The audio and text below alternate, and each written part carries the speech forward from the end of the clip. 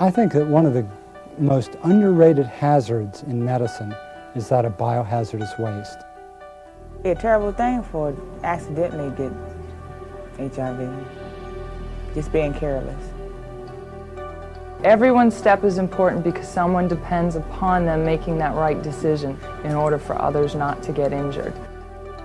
I have a little toddler at home, and I just really fear taking some kind of viral infection home to him. Oh, I fear of dying. And I guess everybody will probably fear that. So we have to look for many different viruses, different bacteria, so we have not just a traumatic injury, but a traumatic injury that carries the risk of life-threatening infection.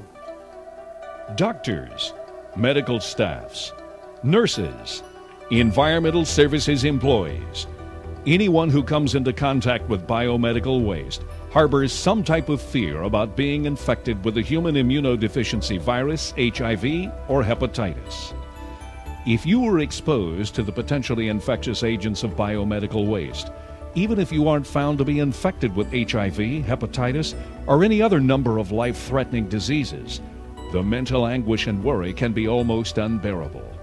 Listen to a nurse who was accidentally stuck with a needle and the worry she experienced while waiting for tests to determine if she was infected with either HIV or hepatitis. And I just thought that my whole life was going to come to a screeching halt because was engaged to be married, and I could see that just slipping away from me and never being able to have a family, which was always something that was very important to me. And my whole career could have ended at a screeching halt with one stick of a needle.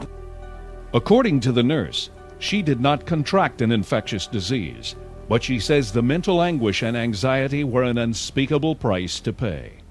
So what happens if you aren't so lucky? What happens if you're infected with hepatitis B from improperly handled biomedical waste?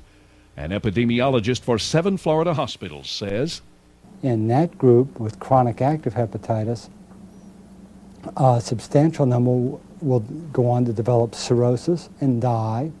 Another smaller group will develop hepatocellular carcinoma and die of cancer of the liver. what if it's the human immunodeficiency virus that you're infected with?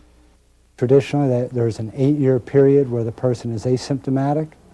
After that 8 years, they begin to feel poorly. The life expectancy is around 11 years, perhaps less.